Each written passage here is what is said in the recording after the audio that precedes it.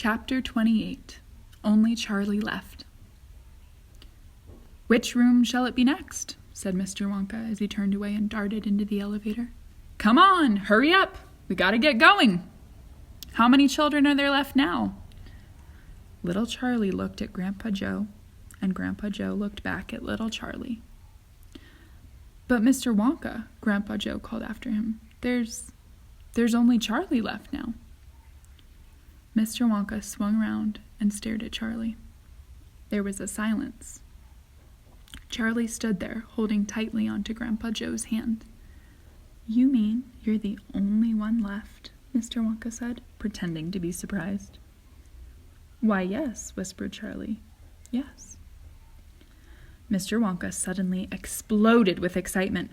"But my dear boy," he cried out, "that means you've won!"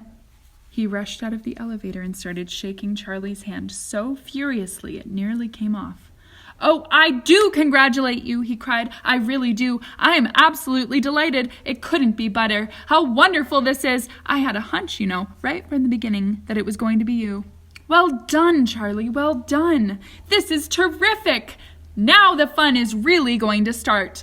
But we mustn't dilly, we mustn't dally. There's even less time to lose now than there was before. We have an enormous number of things to do before the day is out.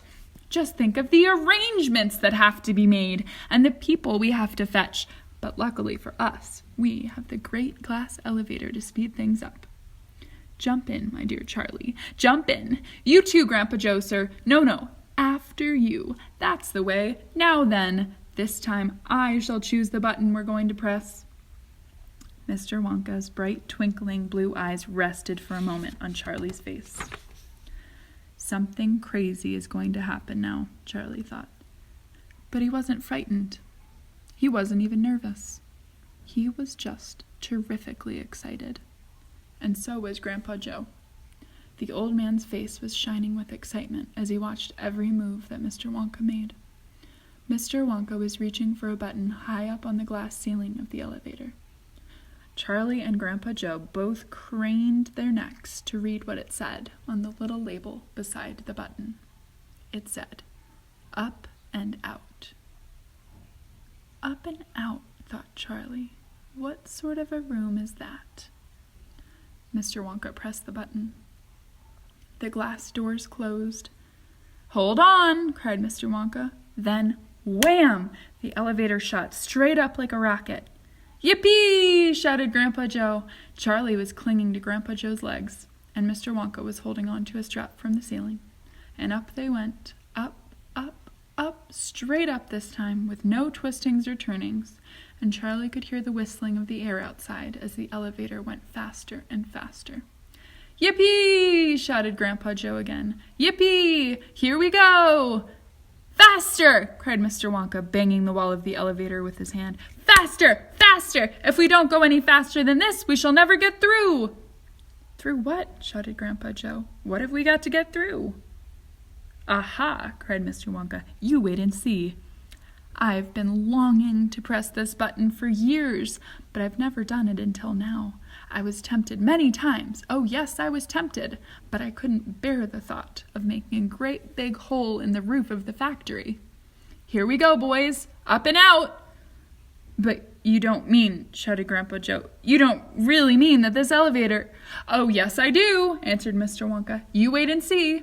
Up and out." But it's made of glass," shouted Grandpa Joe.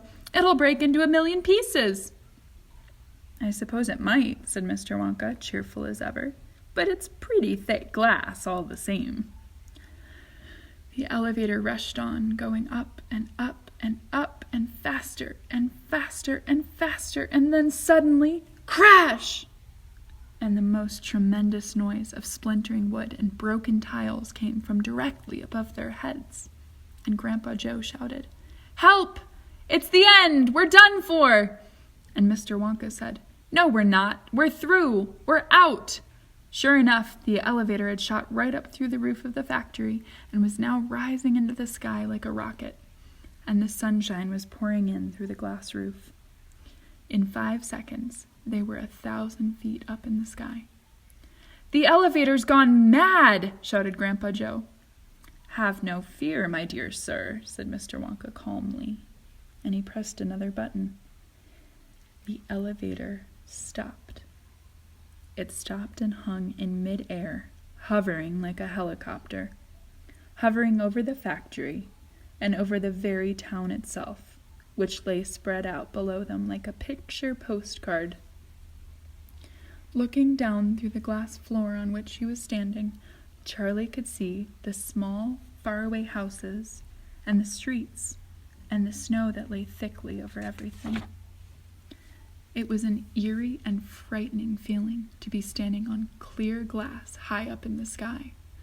It made you feel that you weren't standing on anything at all. Are we all right? Cried Grandpa Joe. How does this thing stay up? Candy power, said Mr. Wonka. 1,000,000 candy power. Oh, look, he cried, pointing down. There go the other children. They're returning home.